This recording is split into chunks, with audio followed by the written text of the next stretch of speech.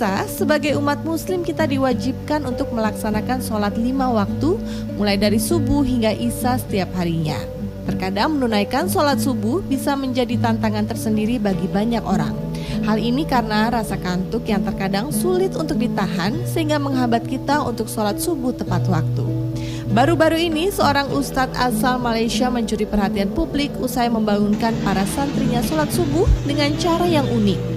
Dirinya justru membawa masuk motornya ke asrama para santri dan menggeber motornya untuk membangunkan santri-santrinya. Tentu saja hal ini membuat semua santri segera terbangun dalam waktu singkat. Ustadz tersebut juga terlihat berteriak menyuruh para santri segera menuju masjid untuk melaksanakan sholat subuh. Dalam video ini juga terlihat para santri segera bergegas keluar kamar untuk segera pergi ke masjid untuk menunaikan sholat subuh. Unggahan tersebut sontak mencuri perhatian dan mendapat beragam komentar publik tak terkecuali netizen tanah air. Ini cara membangunkannya beda dari biasanya. Pendapatnya soal tayangan tadi, Ustadz Mudrik? Kalau memang metode untuk membangunkan dalam masalah ibadah itu memang ada banyak cara. Oke. Karena sekarang makin modern, orang makin terlena dengan kemodernan. Maka caranya pun juga harus modern tentunya. Ini tadi termasuk contoh cara yang modern. Tapi itu juga sebenarnya tidak bagus. Kenapa? Karena di dalam Islam itu ada akhlak tentunya. Bagaimana cara membangunkan orang itu ada akhlaknya. Oke. Di dalam Islam itu, di zaman Nabi, ada kalimat tasrid yang diajarkan ketika waktu sholat subuh. Makanya di zaman Nabi itu ada 2 kali adzan. Adzan yang pertama dan adzan yang kedua. Di adzan yang pertama, kata Nabi, apabila engkau mendengar suara Bilal adzan, maka janganlah kalian berhenti dari makan. Artinya sahur. Tapi kalau mendengar suaranya Ibnu Ummi Maktum, berhentilah kalian dari makan. Di adzan yang pertama, Bilal itu mengucapkan apa? As-salatu khairum minan naum. Ya. Salat lebih baik daripada tidur. Artinya apa? Memberikan satu stimulasi dalam otak manusia itu bahwasan ada positifnya. Sedangkan kalau digeber dengan bunyi mesin motor tadi, itu negatif yang terjadi. Maka yang akan berubah itu adalah akhlaknya daripada anak, karena keterpaksaan dalam bangunnya. Walaupun sebenarnya niat untuk melakukan hal itu adalah baik.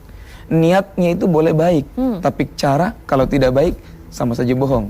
Oke, jadi kurang pas gitu kurang ya. Pas. Nah, kalau kita lihat tayangan tadi itu sempat viral, bahkan itu memang terjadi di negara tetangga, tapi viralnya sampai mendapat komentar nih dari netizen tanah air. Untuk sesuatu yang berbau viral ini, gimana pendapatnya? Kalau untuk netizen mengomentari hal-hal yang seperti itu, kalau memang dia mengerti nggak jadi soal. Komentarnya mungkin barangkali lebih banyak komentar baik gitu ya, karena banguninnya beda nih dari cara-cara biasanya, langsung bangun dong pasti yang lagi tidur. Betul, kalau dilihat dari tadi yang kita lihat itu bagus bangun, tetapi secara psikologis bagaimana dengan anak-anak yang dibangun secara paksa tersebut? Sedangkan di dalam Islam itu dianjurkan sekali dengan akhlak. Rasul sendiri mengatakan innama bu'itsu liutammima makarimal akhlak. Walaupun seiring dengan perkembangan zaman, tetap mengutamakan hal itu. Tetap diutamakan akhlak. Itulah Islam. Inna arsalnaka rahmatan lil alamin. Sesungguhnya kami mengutus kamu wahai Muhammad sebagai rahmat. Rahmatnya lil alamin. Semua berarti mulai dulu sampai sekarang sampai kiamat. Dan sekali lagi yang saya garis bawahi tadi sebelum jeda juga dikatakan kuncinya adalah sabar. Ini benar-benar sabar adalah kunci, termasuk yang bangunin ya. Ini harus pakai kesabaran gitu buat harus ada kunci sabar itu. Jadi sabar itulah yang akan mencerminkan keikhlasan seseorang. Sabar itulah yang mencerminkan keistiqomahan seseorang. Sabar itulah yang mencerminkan istiqomahnya seseorang dalam menjalankan sebuah ibadah. Baik. Kalau tayangan tadi kan sempat viral dan banyak sekali netizen tanah air yang komen gitu. Kalau kita lihat komentarnya netizen pasti macem-macem nih. Gimana tanggapannya terhadap komentar-komentar ini? Kalau komentar yang positif kita ambil, kalau komentar yang negatif ya kita cukup mendengarkannya saja. Itu saja. Sebenarnya kan kalau kita baca komen tuh agak-agak apa ya, kadang kaget, nyeleneh, Iya, terus iya. komennya juga suka-suka dia ya. Kalau menyikapi yang seperti itu bagaimana? Menyikapi komenan yang seperti itu, kita yang memahami keadaan tentu mendengarnya itu dengan bijak. Lebih ke membaca ya, kalau Iya. komentar-komentar itu Betul. dibaca. Tapi harus bijak kita itu. Membacanya juga harus bijak, menganalisanya harus bijak.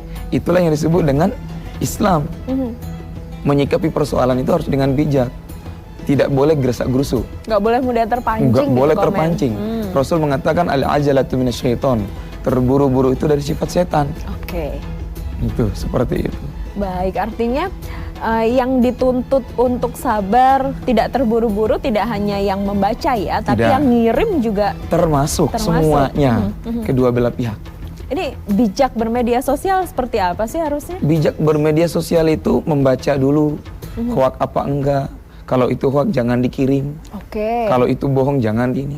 Kalau itu penghinaan tinggalkan. Kalau itu celaan tinggalkan. Karena tidak ada ajaran Islam mencela, menghina, merendahkan orang lain, nggak boleh. Dalam sebuah hadis Rasul katakan al-kibru batrul haq wa ghamtun nas.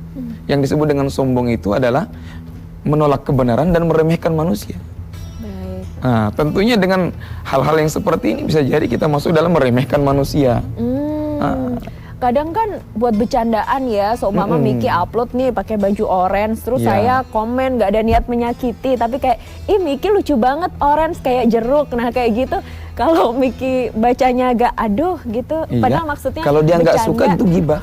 Oh, kalau nggak suka gibah. Kalau nggak suka jadi gibah. Kalau suka nggak ada masalah. Nggak jadi masalah. Oh baik, nah kalau ini pemirsa suka nggak suka harus ketemu Miki, pasti suka ya kalau waktunya Miki nih karena bakal bagi-bagi hadiah. Oh iya.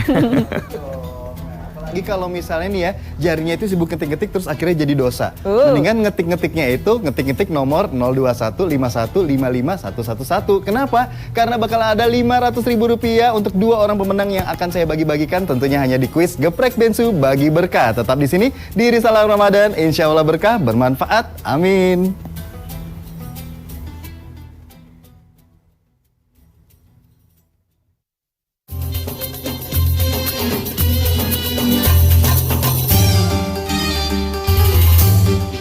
Gak ketawa-ketawa lagi.